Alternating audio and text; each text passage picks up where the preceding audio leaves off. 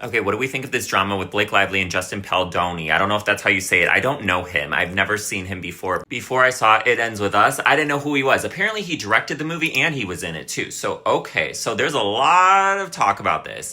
The internet does not currently like Blake Lively. You look at any post involving her, they think she's a mean girl, a narcissist, full of herself, a bully. People are not loving Blake Lively. So this all started months ago, and I discussed this. I saw It Ends With Us in the theater, and I was talking about this in a video months ago about how this movie was about domestic violence. There's a lot of things going on in this movie, but there's like love stories, and big takeaway of the film and the book is domestic violence and getting yourself out of it. And while promoting this movie, Blake Lively made some mistakes, and this caused a lot of people to not care for her.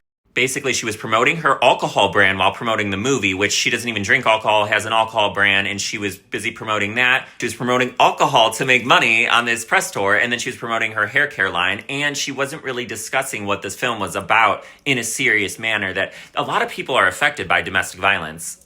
Obviously. So this was chapter 1 of her demise. Then old interviews of her from a while ago started to go viral, and those were interviews in which she was being rude and people felt she was kind of a mean girl in the interviews. I've never had an issue with Blake Lively. I've never really cared that much about Blake Lively. Yes, I watched Gossip Girl. Do I really care about her? No, but I have to agree, in those interviews that I saw, she was a bitch. And I don't know if she's trying to be funny because she's married to Ryan Reynolds, who he's funny, apparently. I don't find him funny, but people think he's funny, and it just doesn't work with her. I don't know if she was trying to be funny, but it doesn't land, and it just comes across cringy and bitchy. This is when the internet started turning on her, not liking her, which part of it to me is dramatic, part of it not. But now this whole other can of fucking worms is opened, where she came out and she is suing this Justin Paldoni guy, the director and her co-star, her love interest in the movie, who is abusing her. She is suing him. Well, there's a lawsuit, apparently. I don't know if she's suing him yet,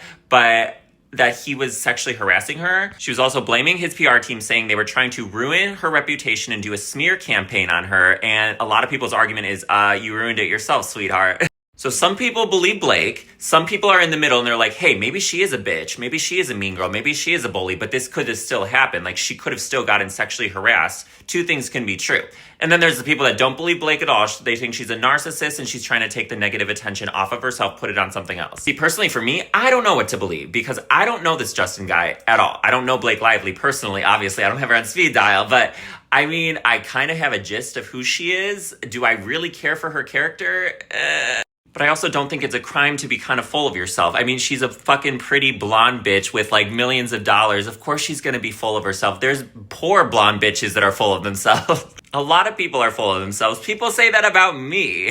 What I saw in the interview that I saw, yeah, she was rude. She was a bitch. But that was one interview. Nobody's perfect. We really don't know what she was going through, and we don't know the reasoning for her actions that day. So I can't define a person based on one bad interview. I think that's totally blown out of proportion. I don't like how she acted. I did feel bad for that interviewer. I did. But I can't judge Blake Lively as a human being of 35 years old or whatever she is because of a fucking interview where if she is making this shit up or embellishing it, making it into a bigger deal to take this negative spotlight off of her and put it on something else, then let me say this, Blake Lively is a fucking horrible person if that is the case.